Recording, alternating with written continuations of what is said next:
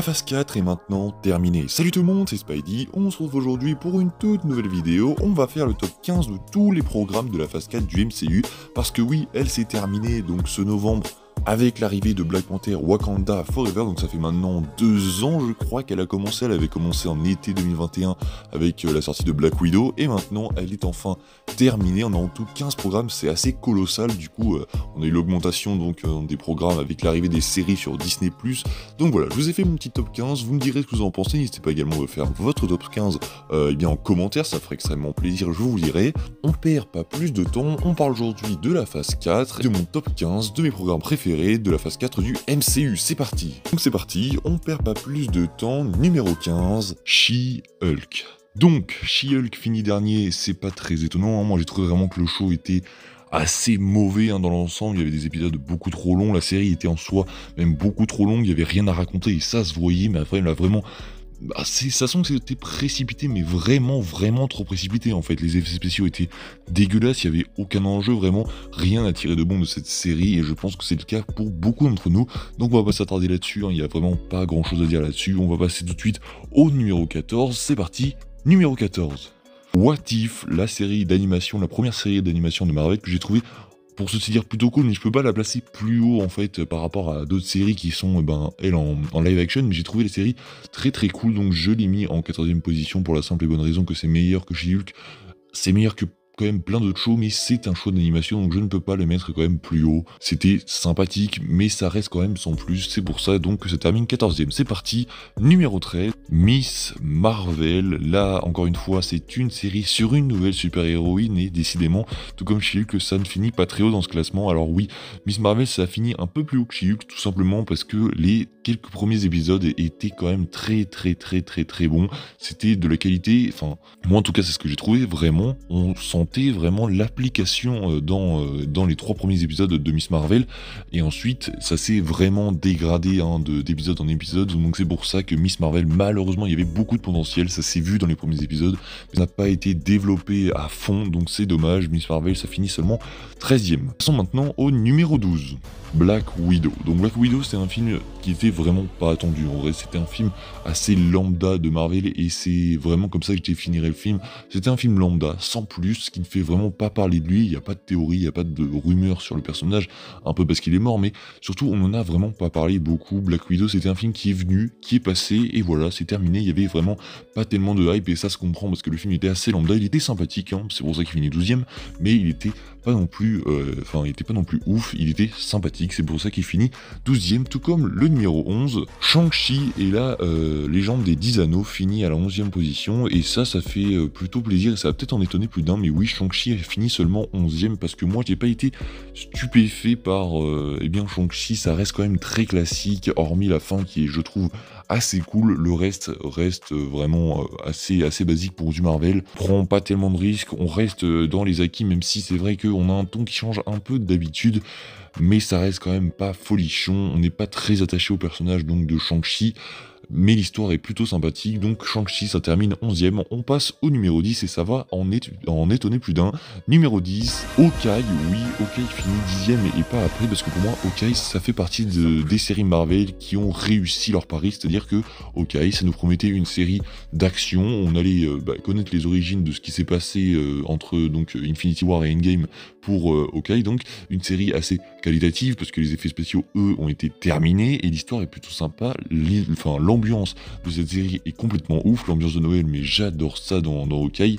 J'ai trouvé ça plutôt très sympathique, donc ça termine 10e. Après, voilà, c'est une série que je me remate facilement, mais c'est pas non plus l'extase devant Hawkeye.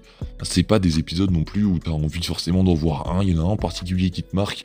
Voilà, c'était pas non plus la série de l'année, mais c'était, j'ai trouvé, assez sympathique comparé à d'autres gens. Je trouve qu'on en sait beaucoup trop sur cette série.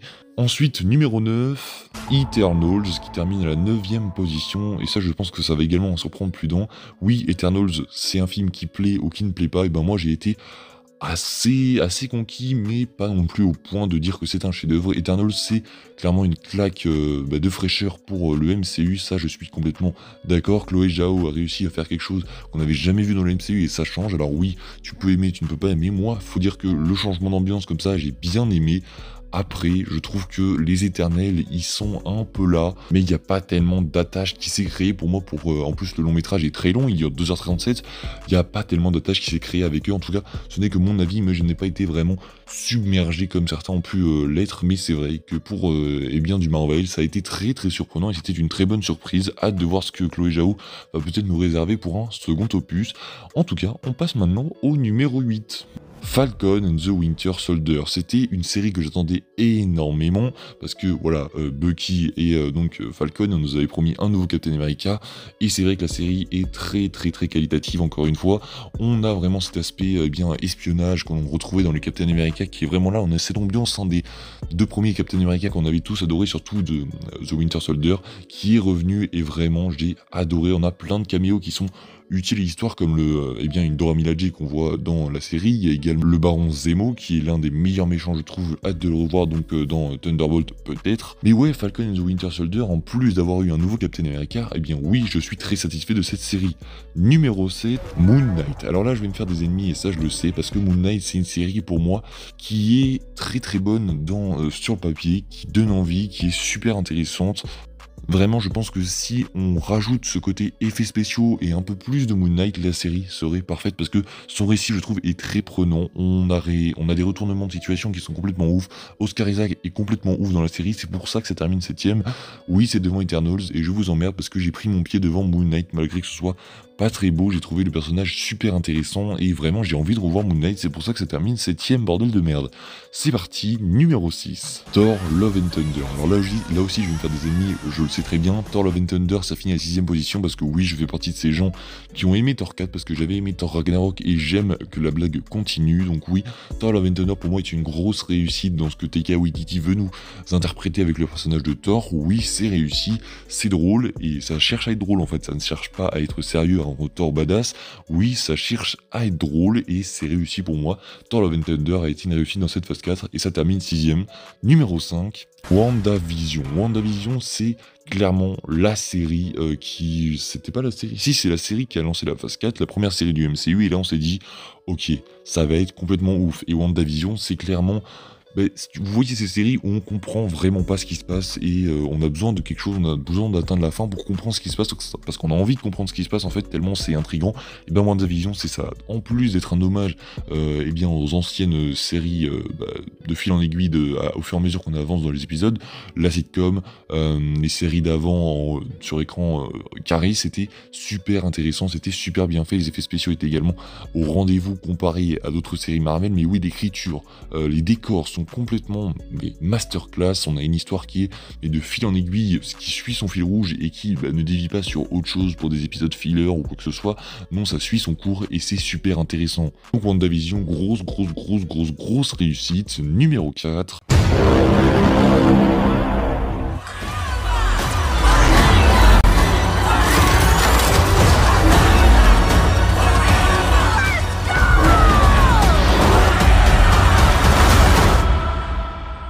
Show them who we are.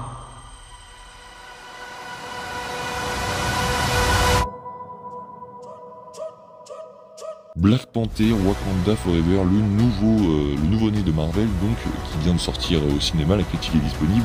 J'ai très bien apprécié Black Panther Wakanda Forever. Je pensais pas qu'il terminerait si haut, mais après l'avoir revu, après avoir pris la distance par rapport à ce film, c'est vrai qu'il est quand même très cool et bien au-dessus de la moyenne de ce qu'on a pu retrouver dans cette phase 4. C'est vrai que ce film faisait du bien, après être sorti donc d'un She-Hulk qui était vraiment catastrophique. Black Panther Wakanda Forever, ça calme vraiment les choses et ça nous dit que Marvel est toujours là et c'est pour moi une grosse réussite parce que c'est vrai que j'ai eu des messages comme quoi dans ma critique je paraissais un peu déçu du film. Non, pas du tout, j'ai adoré Black Panther Wakanda Forever, j'aurais aimé qu'il y ait des choses qui soient un peu différentes, mais ça en fait, ça ne fait pas que le film est totalement excellent pour moi. Mais c'est vrai qu'il y avait d'énormes attentes concernant Black Panther Wakanda Forever, c'est pour ça que ça peut passer peut-être en dessous de quelques attentes et que ça peut paraître un peu moins ouf que ce qu'on pourrait savoir, mais pour moi Black Panther Wakanda Forever est une très grosse réussite. On rentre dans le top 3, et là, il reste que 3 programmes, de toute façon vous le savez, mais attention, parce que là, ce sont les 3 films et séries, parce qu'il reste une série, qui m'ont le plus convaincu dans la phase 4, qui, va terminer à la 3ème place du podium. C'est parti, numéro 3.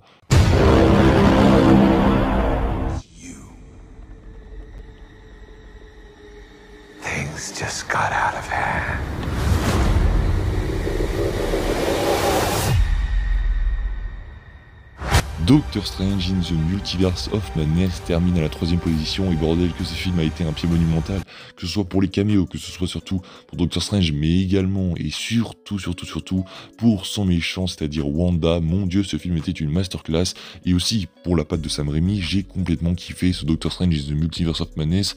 J'ai adoré de bout en bout, c'était super intéressant. On a eu des caméos mais qui étaient juste magiques, qui nous disaient des trucs mais incroyables, j'ai le sourire aux lèvres rien que d'en parler. Wanda était tout simplement mais folle, je sens que ce personnage n'est pas morte et on le sait tous, de toute façon elle va revenir, on en est sûr. Et Doctor Strange, hâte de le revoir dans 2 futurs programmes, en tout cas bravo à Sam Raimi puisqu'il finit dans mon top 3 de cette phase 4 et ça fait plutôt plaisir. Qui donc va l'emporter? On parle d'abord donc du deuxième et ensuite on parlera du premier. Numéro 2. Salty. You just can't help yourself.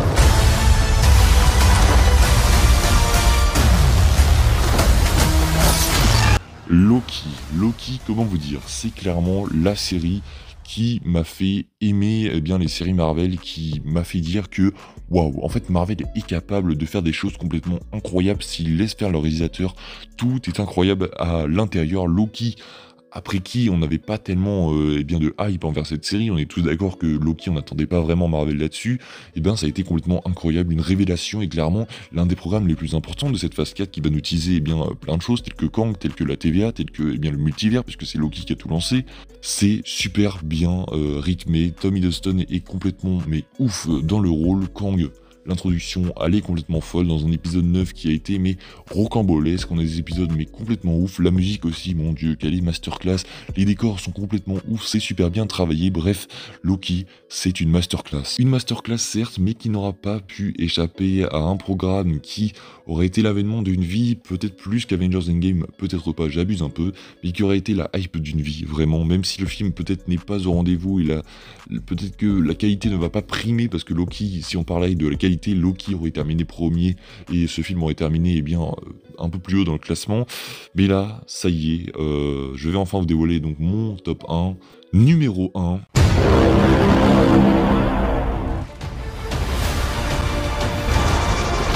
You're flying out into the darkness to fight ghosts. What do you mean? They all die fighting Spider-Man. It's their fate.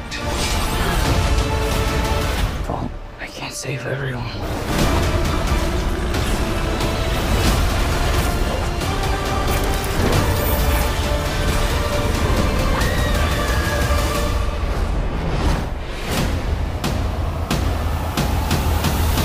Spider-Man No Way Home termine donc à la première position de cette phase 4 et bordel, mais quel pied, qu'est-ce que c'était, mais magique. Je me souviendrai, je pense, toute ma vie de cet après-midi où j'ai découvert Spider-Man No Way Home, de cette phase de ma vie où j'étais en transe à l'idée d'attendre ce trailer, de cette nuit-là où j'ai découvert donc le trailer de ce matin, où j'ai découvert le premier trailer également, parce que j'avais pas suivi encore une fois que le premier trailer sortait dans la nuit, j'avais découvert seulement le matin, mais la nuit où j'ai découvert le deuxième trailer, j'ai fait nuit blanche, c'était tout simplement une dinguerie. On attendait tous ces 3 Spider-Man, on se posait tous la question. Je pense que c'était vraiment la plus grosse hype que le cinéma a connue concernant des personnes. Bref, les 3 Spider-Man, merci de m'avoir fait voyager, j'ai complètement kiffé. Donc voilà pour ce qui était de mon avis sur la phase 4, voilà pour ce qui était de mon top 15. J'espère qu'il vous aura fait plaisir. La vidéo est assez longue, j'en suis conscient, mais voilà, j'espère que ça vous aura fait plaisir. On se retrouve nous très prochainement pour une prochaine vidéo. N'hésitez pas à vous abonner, liker, partager, vous connaissez tout le blabla. On se dit à la prochaine tête, c'est pas dit. Salut tout le monde.